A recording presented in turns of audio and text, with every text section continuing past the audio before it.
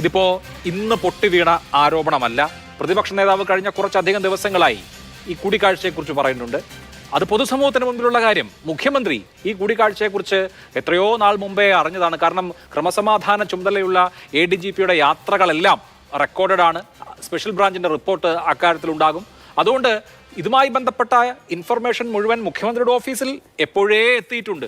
മുഖ്യമന്ത്രി അറിയാതെ അല്ല. അപ്പോൾ ADGP ലോ ആൻഡ് ഓർഡർ RSSന്റെ താക്കോൽ സ്ഥാനത്തുള്ള ആളുകളെ കാണുന്നത്. ഇപ്പൊ സ്വാഭാവികമായും ജനങ്ങൾക്ക് RSSും സർക്കാരും തമ്മിൽ എന്ത് എന്നൊരു സംശയം തോന്നും.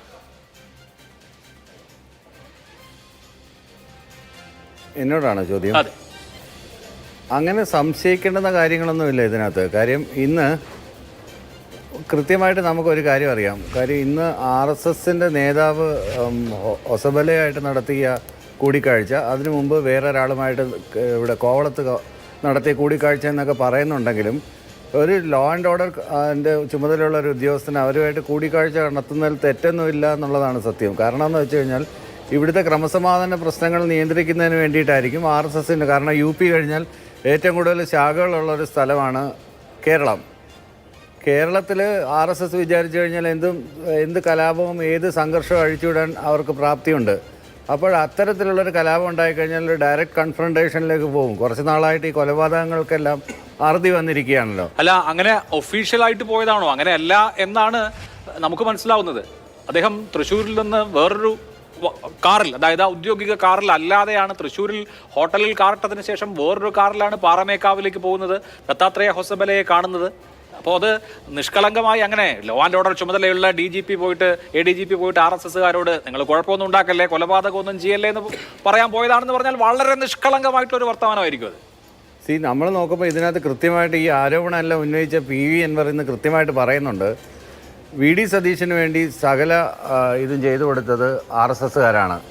VD സതീശൻ്റെ ഇടപാട്, അതായത് പുനർജനി ഇടപാട് മുഴുവൻ വെളുപ്പിച്ചു കൊടുത്തത് RSSകാരാണ്, അല്ലെങ്കിൽ BJP സർക്കാരാണ്. കേരളത്തിൻ്റെ ചരിത്രം തന്നെ എടുത്ത് പരിശോധിച്ചു കഴിഞ്ഞാൽ എവിടെയാണ് ഈ ബാന്ധവം ഉണ്ടാവുന്നത്? നമ്മളിപ്പോ ഈ ബാന്ധവത്തിന്റെ പഴയ കാര്യമൊക്കെ അവിടെ നിൽക്കട്ടെ. ഇവിടുത്തെ വളരെ നമ്മുടെ മുമ്പിലുള്ള സ്പെസിഫിക് ആയ വിഷയം എന്താണ്? ലോ ആൻഡ് ഓർഡറിന്റെ ചുമതലയുള്ള ADGP, അദ്ദേഹം മുഖ്യമന്ത്രിയുടെ വലങ്കൈയാണ്. അദ്ദേഹം ആഭ്യന്തര വകുപ്പിന്റെ സർവാധികാര്യക്കാരനാണ്. കേരള പോലീസിന്റെ നായകൻ എന്ന് നമുക്ക് അക്ഷരാർത്ഥത്തിൽ വിളിക്കാൻ കഴിയുന്ന ആളാണ്. അപ്പോൾ കേരളത്തിന്റെ പോലീസ് ഫോഴ്സിനെ അക്ഷരാർത്ഥത്തിൽ നയിച്ചുകൊണ്ടിരിക്കുന്ന ആൾ, അദ്ദേഹം രഹസ്യമായി പോയിട്ട് RSSന്റെ സർക്കാര്യവാഹകനെ, RSSന്റെ നേതൃനിരയിലുള്ള രണ്ടാമനെ കാണുന്നു. രാം മാധവ് കോവളത്ത് വരുമ്പോൾ അദ്ദേഹത്തെ പോയി കാണുന്നു. അപ്പൊ സംശയം, നാഗ്പൂരിൽ നിന്നുള്ള ഓർഡറുകൾ നേരിട്ടെടുക്കുകയാണോ കേരള പോലീസിന്റെ തലപ്പത്തുള്ള ആൾ?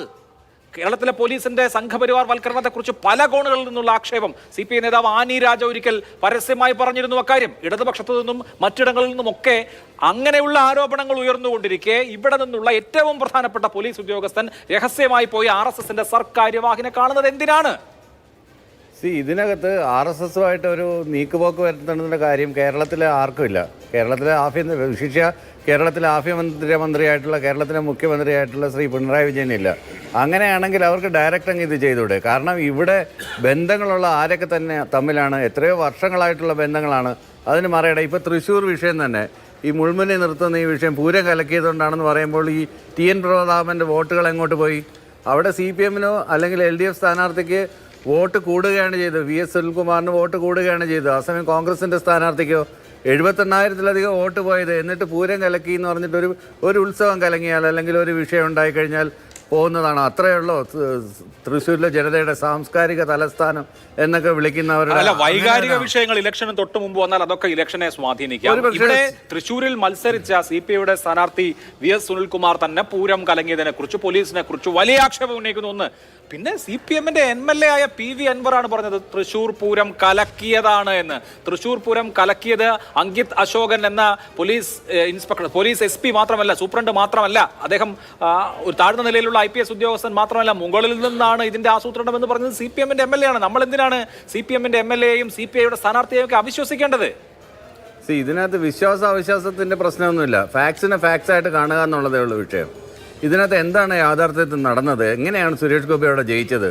അത് ക്രിസ്റ്റൽ ക്ലിയർ ആയിട്ട് നമ്മുടെ മുന്നിലില്ലേ എങ്ങനെയാണ് ജയിച്ചത്?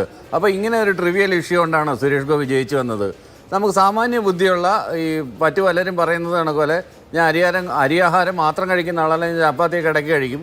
എന്നാൽ പോലും ഒരു മലയാളിക്ക് മനസ്സിലാവുന്ന ഒരു കാര്യമാണ് എങ്ങനെയാണ് അവിടുത്തെ ഇലക്ട്രൽ പാറ്റേൺ എടുത്ത് മാത്രം പരിശോധിച്ചാൽ പോരെ.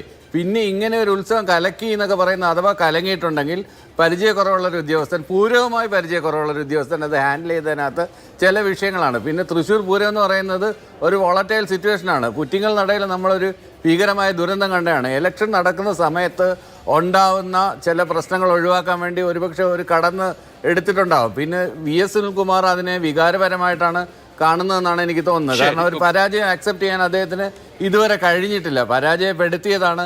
ആരാണ് പരാജയപ്പെടുത്തിയത്, ആരൊക്കെ തമ്മിലായിരുന്നു ബാന്ധവം, എങ്ങനെയാണ് ലാസ്റ്റ് മിനിറ്റ് സ്ഥാനാർത്ഥിയെ മാറ്റിയത്, അവിടെ കെ മുരളീധരനെ മത്സരിപ്പിക്കാൻ കൊണ്ടുവന്നത്, പത്മജ വേണുഗോപാലിൻ്റെ BJP-യുടെ പോക്ക് എങ്ങനെ സ്വാധീനിച്ചു, ഇതെല്ലാം പരിശോധിക്കുന്ന ഒരു ഒറ്റ പൂരത്തിൻ്റെ പോയിന്റിൽ ഇവിടെ എന്തോ നീക്കുപോക്ക് നടന്നു, ഇവിടെ എന്തോ അന്തർധാരകളുണ്ട് എന്നൊക്കെ, അത് പുകമറ സൃഷ്ടിക്കലാണ്. അത് കൃത്യമായിട്ട് ഒരു അജണ്ടയുടെ ഭാഗമാണ്. അന്തർധാര ഉണ്ടോ ഇല്ലയോ എന്നുള്ളതിനപ്പുറത്ത് ലോ ആൻഡ് ഓർഡർ ADGPക്ക് RSSുമായിട്ട് എന്ത് ചർച്ച എന്നുള്ളതാണ് പ്രധാനപ്പെട്ട കാര്യം.